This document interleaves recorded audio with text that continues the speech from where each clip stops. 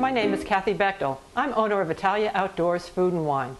We create active culinary tours in Italy, so you can come bike, hike, ski with us, and indulge in some wonderful food and wine. And today we're going to make our own pasta. I have right here about 2 cups of flour, and I've cleared a circle in the middle. We're going to make this old school today. A lot of recipes you'll see will have it made in a food processor, but unfortunately I never have had much luck with that. My food processor keeps burning out. I have much more luck making it like they do traditionally in Italy. In Italy you'll find pasta all over the place, but there's many different regions in Italy. There's 20 different regions, and each have their own favorite ways of making pasta. Down south you'll find more dried pasta, and today we're headed towards Emilia-Romagna, which is the home of stuffed pastas. As you can see, I've broken 4 eggs into the middle of my flour. So again, it's 2 cups flour with 4 eggs, and we're just going to start beating the eggs and incorporating a little bit of the flour as we do so. And it's going to take us a little while to get through that, but we're going to eventually come up with a nice dough. So this pasta recipe will work for all sorts of types of pasta, whether you want to make linguine or spaghetti or any type of stuffed pasta. It is pretty much the same recipe. Here we're just continuing to incorporate the flour, and eventually you will break through and some of the liquid might scoot out the sides, but you just keep mixing the flour in. It's still pretty sticky to work with, so that's why I'm still using a fork, but eventually we'll be able to knead this by hand. And then when we start kneading, we want to keep kneading for about 15 minutes to develop the gluten and make a nice tender pasta. We're not, depending on what size eggs you use and where you live in the country, whether it tends to be dry or the air tends to be wet, you may not use all of the flour. So you kind of have to use your instincts, and you don't have to use all the flour there if you don't think you need it. And so here I've got my pastry scraper, and I'm going to start trying to work a little bit more flour in so I can start to knead the dough. You see it's coming together into a nice dough. We're going to use our pastry scraper to clean off our counter a little bit and continuing to knead the dough. This kneading is going to go on for about 15 minutes. It's tough sometimes to be patient and put that time into it, but you will be well rewarded with much more tender pasta at the end.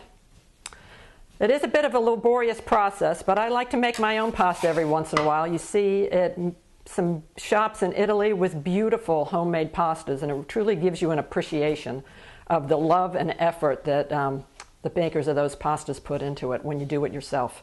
And it's a fun evening to spend with a bunch of friends doing it. Multi-hands make light work, as they say, and it's a good way to spend an evening. Okay, we're going to continue to knead this, keeping the counter clean, adding a little bit of flour when the dough gets a little bit sticky. But again, this is going to take 15 minutes, so in the interest of time, I have another batch of dough prepared here that I've already kneaded for 15 minutes. And we're going to switch over to that so I can show you how to roll out your pasta sheets.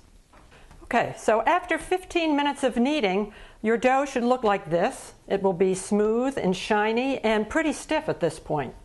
And now we're going to move on, and this is where we deviate from the old school. In Italy, you would take a little piece and roll it out with a rolling pin. But here I have my trusty pasta roller, which is going to do a lot of the work for me. There's also hand crank machines that you see that hook onto a counter. But this is nice KitchenAid attachment does the cranking for me. So I've broken off a little piece of dough, probably about 1/6 of it. It's going to end up to be a very thin pasta sheet, so you only want a little bit of dough. I mix in a bunch of flour and flatten it into a disc. And then I'm going to turn this machine on, and I'm going to feed it through the rollers. Now these rollers have various settings on it. Now I'm starting now, there's 2 rollers, and they're as far apart as they can be, and we're going to eventually increase the setting, which brings the rollers closer together, and that's going to produce our nice sheets of pasta. So here I go, feeding the pasta dough through the roller.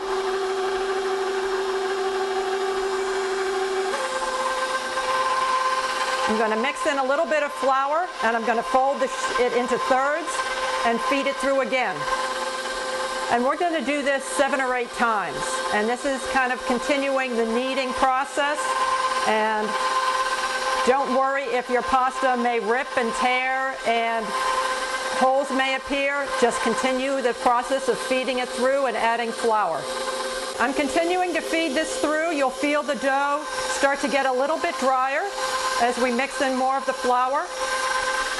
And after you've done this process about 7 or 8 times, and you should be getting nice smooth dough out of it, you're going to bring the rollers, move it up to the next setting, so the rollers will become a little bit closer together. And we'll continue. We'll do it 6 or 7 more times here, folding it into halves, adding a little bit more flour each time.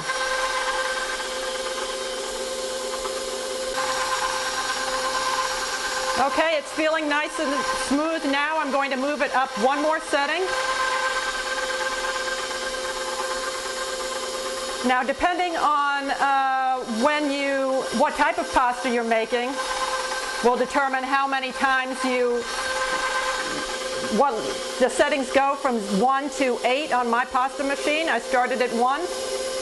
And if you're making a pasta like a linguine or something, you may want to stop at 6.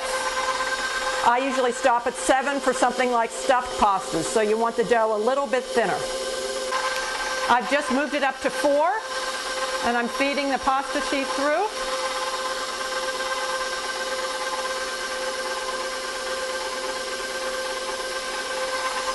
Add a little more flour, move it up to 5, and I'm going to stop for the stuffed pastas I'm making. I'm going to stop at 7. If you're making something like fettuccine, you may be done now.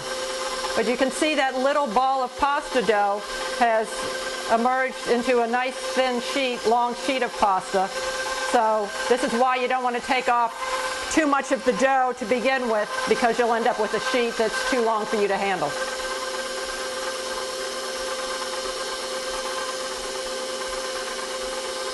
And I feed it through with one hand and catch it as it comes out with the other.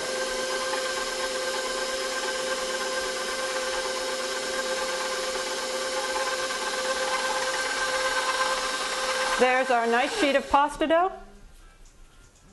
All set.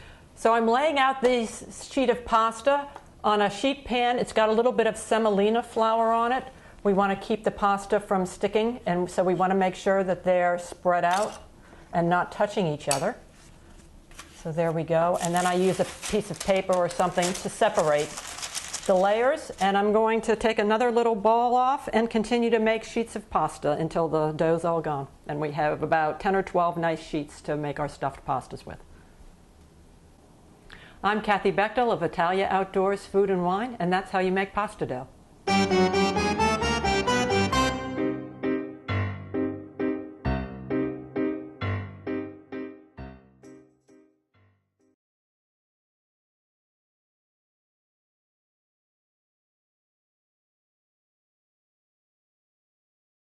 One more time, real quick. I'm Kathy Bechtel of Italiaoutdoors Food and Wine, and that's how you make pasta dough.